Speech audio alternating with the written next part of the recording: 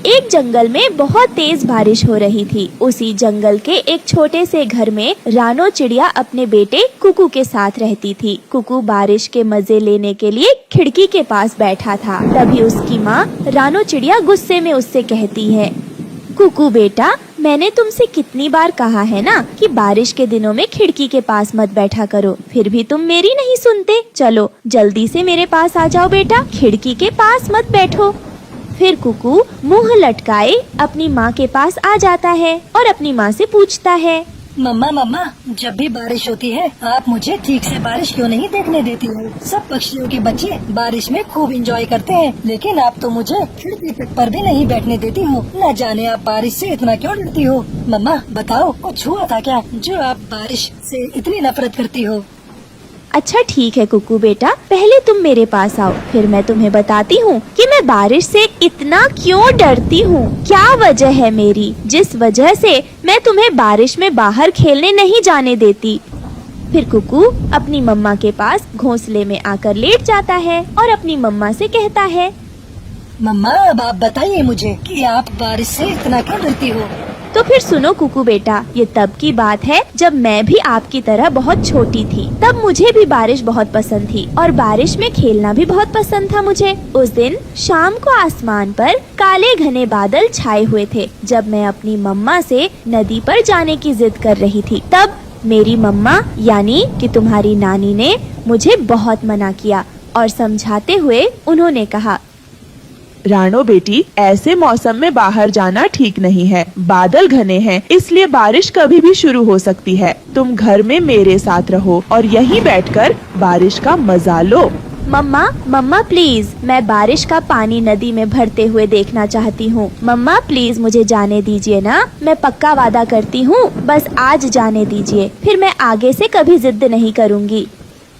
मम्मा इसका मतलब आपको भी पहले बारिश का बहुत शौक था, पर मम्मा अब आप इतना क्यों डरती हो बारिश से? पहले सुनो तो कुकू बेटा, मैं आपको यही बता रही हूँ। मैं अपनी मम्मा से बहुत जिद करने लगी और मेरी मम्मा को मेरी जिद के आगे हार माननी पड़ी और फिर वह मेरी बात मान गई और वो भी मेरे साथ उस मौसम में नदी के पास गई। फिर हम दोनों माँ बेटी एक पेड़ के नीचे बैठ गए। तभी अचानक मौसम बदल गया और बहुत तेज बारिश होने लगी। हम उस बारिश में भीगने लगे। तब मेरी मम्मा ने कहा, देखा रानो बेटा, मैं इसीलिए तुमसे मना कर रही थी कि ऐसे मौसम में बाहर जाना ठीक नहीं है। देखो, तुम्हें यहाँ पर कोई भी पक्षी दिखाई दे रहा है, सब अपने अपने घरों में बैठे हैं और हम बेवकूफों की तरह बारिश में भीग रहे हैं। मम्मा मुझे ठंड लग रही है और मेरे पंखों में भी दर्द हो रहा है। मम्मा प्लीज आप कुछ करें।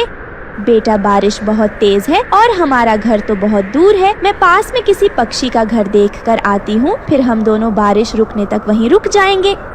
फिर रानो चिड़िया की माँ किसी पक्षी का दरवाजा खटखटाती है। उस घर में से हरिया तोता बाहर निकल कर आता है। इतनी तेज बारिश में आप यहाँ? कौन हो आप और आप यहाँ क्या करने आई हो? तोते भैया, मैं और मेरी बेटी नदी पर आए थे कि तब भी अचानक से तेज बारिश शुरू हो गई। क्या आप कुछ देर के लिए मुझे और मेरी बेटी को अपने घर में रख लोगे? वो सामने वाली नदी के पास है मेरी बेटी। ठीक है, आप जाइए और अपनी बेटी को ले आइए। जब तक बारिश नहीं रुकती आप मेरे घर में रुक जाना, मुझे कोई परेशानी नहीं है। फिर मेरी मम्मा भागती हुई मुझे लेने आती है और बारिश तो इतनी ज्यादा तेज हो गई थी कि नदी के पानी का भाव भी बढ़ गया। फिर मैं उस नदी में बह गई और मदद के लिए मैं अपनी माँ को बुलाने लगी। मेरी वो हालत देखकर माँ से रहा न गया और वो मुझे बचाने के लिए नदी में कूद पड़ी। उन्होंने बड़ी मुश्किल से मुझे तो उस नदी में से बाहर निकाल लिया, लेकिन मेरी वजह से मेरी मम्मा उस नदी की बाढ़ के पानी में बह गई और उस दिन मेरी मम्मा हमेशा के लिए मुझसे दूर हो गई। मम्मा आप तो रोने लग गई, आप अपने आप को संभालिए। नहीं बेटा, मैंने अगर उस दिन अपनी मम्मा की बात मानी होती और उस खराब मौसम में बाहर जाने की जिद ना की होती तो शायद आज मेरी मम्मा भी मेरे पास होती।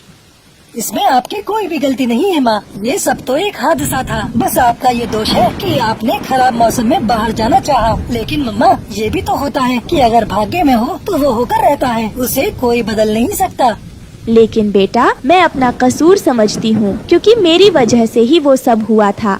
लेकिन मम्मा फिर आप अकेली ऐसी बारिश में कहाँ गई थी?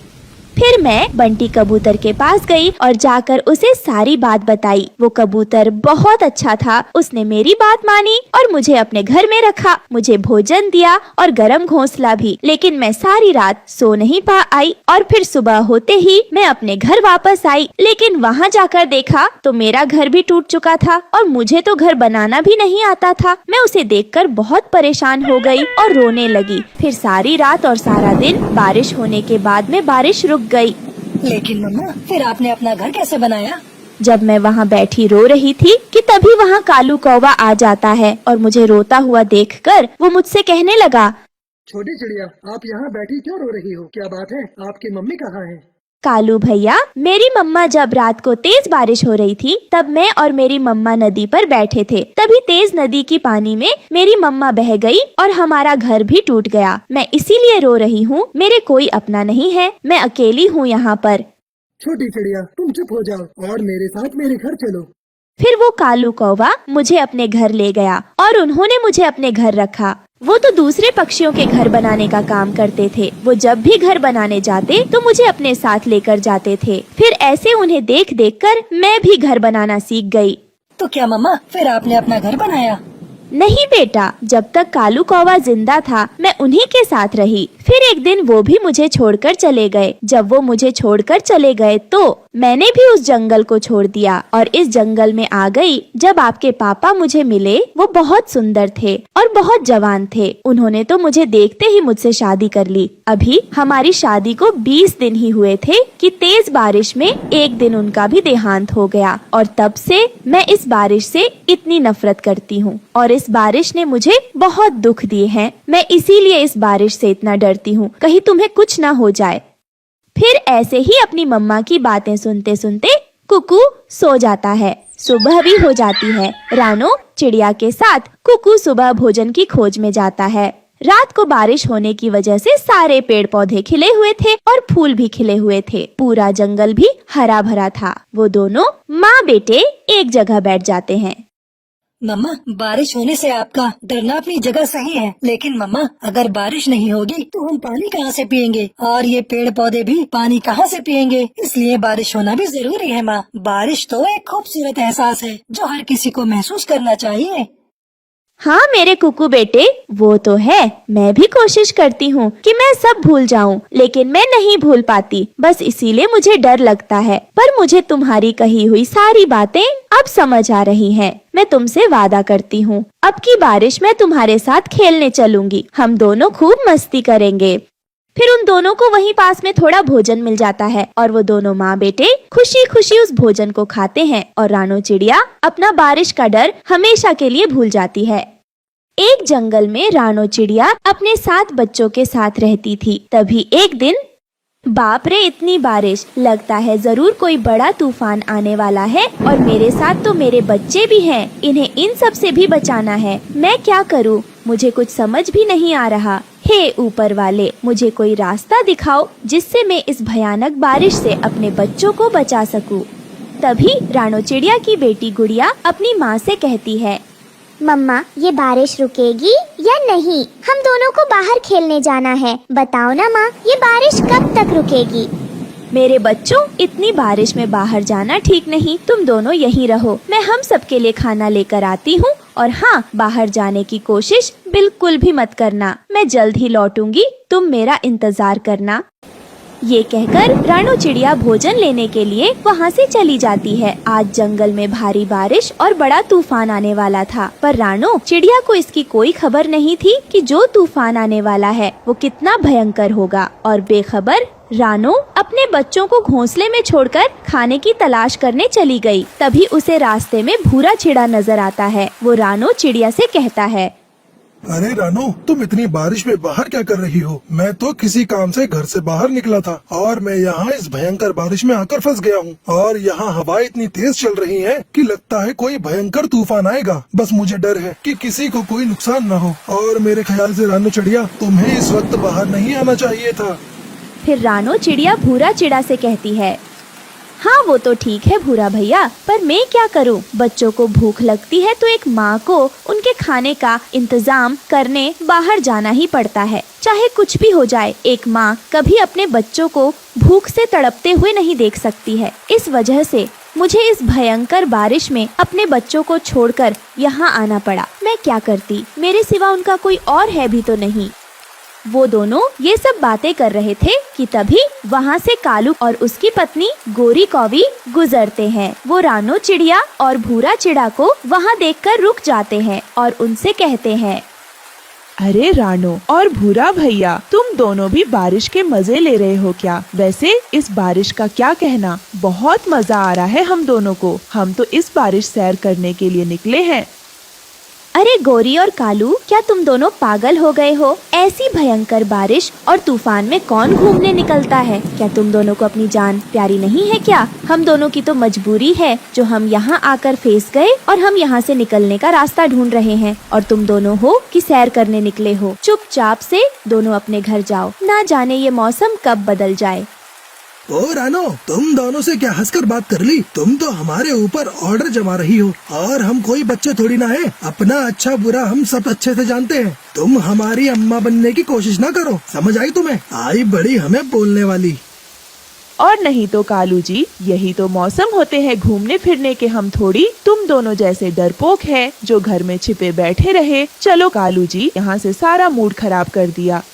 फिर रानो चिड़िया कालू और गोरी को ऐसे बारिश में भीगते देख हैरान रह जाती हैं। तभी एक तेज हवा का झोंका आता है जिसमें कालू, कौवा और गोरी उड़कर गिरने लगते हैं। अरे बाप रे, ये क्या हो गया? हम दोनों को, हम तो मजे करने निकले थे इस बारिश में। उई माँ, बचाओ कालू जी, मुझे बचा लो, मैं मर जाऊंगी। ये बारिश नहीं, ये तो बवंडर है। लगता है अब हम नहीं बचेंगे। और जिद करो इस बारिश में घूमने की। गोरी, ये क्या हो गया? हमें रानो चिड़िया की बात मान लेनी चाहिए थी। हमने बहुत बड़ी गलती कर दी उसकी बात अनसुनी करके। अब तो बस ऊपर वाला ही बचा सकता है। ये कहकर वो दोनों मदद की गुहार लगाने लगते हैं, जिसे देखकर रानो चिड़िया का दिल पसीज जाता है और वो उन दोनों की मदद करने को तैयार हो जाती है। हे भगवान, ये सब क्या हो गया? गोरी और कालू इस तूफान में बह रहे हैं, हमें उनकी मदद करनी होगी। भूरा भैया, चाहे वो दोनों कैसे भी हो, वो हमारे दोस्त हैं, हमें उन्हें हर हाल में बचाना होगा। हाँ रानो बहन, तुम सही कह रही हो। चलो हम दोनों उनकी मदद करते हैं। ये कहकर वो दोनों कालू और गोरी को बचाने के लिए जाते हैं। तभी बहुत जोरों की बारिश आ जाती है और सब उस बारिश के पानी में बहने लगते हैं। ये सब देखकर भूरा चिड़ा डर जाता है और वो रानो से कहता है, बाबा रे बाबा, ये बारिश कहीं मेरी जान ही ना ले ले। बहुत जोरों की हवा चल रही है, मुझे अपने घोंसले के अंदर जाना होगा। रानो बहन, मैं तो जा रहा हूँ अपने घोंसले में। मैं बेवकूफ थोड़ी ना हूँ जो अपनी जान जोखिम में डालूंगा। ये कहकर भूरा चिड़ा रानो चिड़िया को अकेला छोड़कर वहाँ से चला जाता है। अरे ये क्या, ये सब इस तूफानी बारिश के पानी में बह रहे हैं। मुझे देखना होगा, मैं ऐसे हार नहीं मान सकती। फिर रानो चिड़िया सबको एक एक करके बचाती है और आखिर में कालू की गलती की वजह से खुद उस बारिश के पानी में बह जाती है। अरे रानो बहन, ये सब क्या हो गया? तुमने तो हमारी जान बचा ली, लेकिन खुद अपनी जान मुसीबत में डाल दी। मैं क्या करूं, कुछ समझ में भी नहीं आ रहा। हम चाहकर भी तुम्हें नहीं बचा सकते, पानी का बहाव बहुत तेज है। रानो चिड़िया बहते बहते अपने घोंसले के पास पहुंच जाती है। बचाओ, कोई मुझे बचाओ। तभी उसकी आवाज उसके सातों बच्चे सुनते हैं। अरे गोलू, ये तो मम्मा की आवाज लग रही है, वो चिल्ला रही है। चलो हम मम्मा को बचाते हैं। नहीं गुड़िया, मम्मा ने बोला कि घर से बाहर नहीं जाना, इसलिए चुपचाप यहीं बैठी रहो। नहीं गोलू, मम्मा को बचाना ज्यादा जरूरी है। अगर तुम आना नहीं चाहते तो कोई बात नहीं, मैं अपनी मम्मा को बचाने जा रही हूँ। फिर सातों बच्चे रानो चिड़िया को बचाने चले जाते हैं। कुछ ही देर में सातों बच्चे अपनी सूझबूझ और समझ से रानो चिड़िया को बचा लेते हैं और थोड़ी देर बाद सभी पक्षी वहाँ आ जाते हैं। तभी अपने बच्चों को ऐसी हालत में देखकर रानो चिड़िया डर जाती है।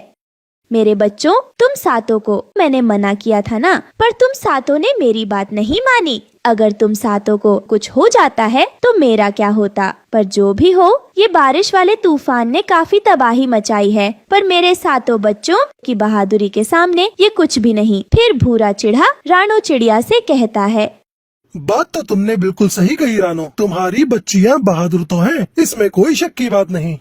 फिर सब पक्षी रानो चिड़िया के बच्चों की बहादुरी की सराहना करते हैं। कुछ देर बाद बारिश और तूफान थम जाता है और सब पक्षी खुशी खुशी अपने घोंसले में रहने लगते हैं।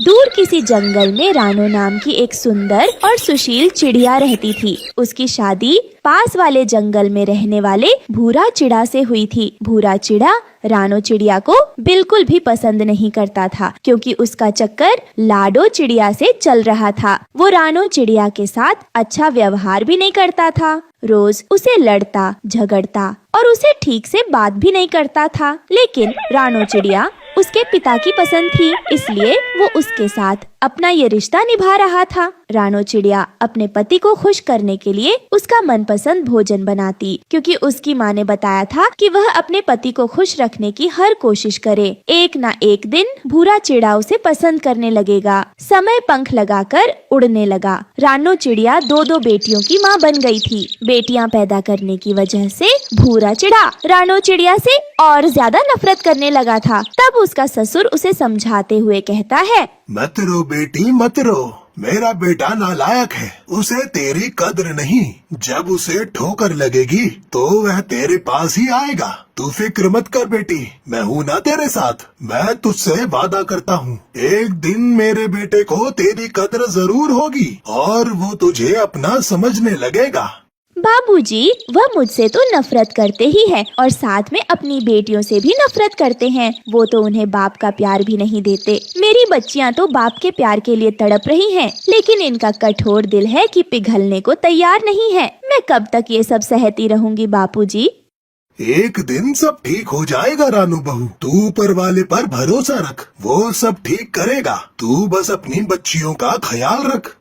ये कहकर वो वहाँ से चला जाता है। ऐसे ही कुछ दिन बीत जाते हैं। लंबी बीमारी के बाद एक दिन रानो चिड़िया के ससुर की मौत हो जाती है। रानो चिड़िया अब अकेली हो गई थी। उसका साथ देने वाला उस घर में कोई नहीं था। वहीं भूरा चिड़ा को भी अब रोकने और टोकने वाला कोई नहीं था। उसका लाडो चिड़िया से मिलना जुलना बढ़ गया। उसने लाडो चिड़िया से शादी करने का फैसला कर लिया और एक दिन भूरा चिड़ा रानो चिड़िया से कहता है, रानो मैं शहर जा रहा हूँ, तुम्हें अपना और अपनी बेटियों का ख्याल खुद रखना होगा, ठीक है?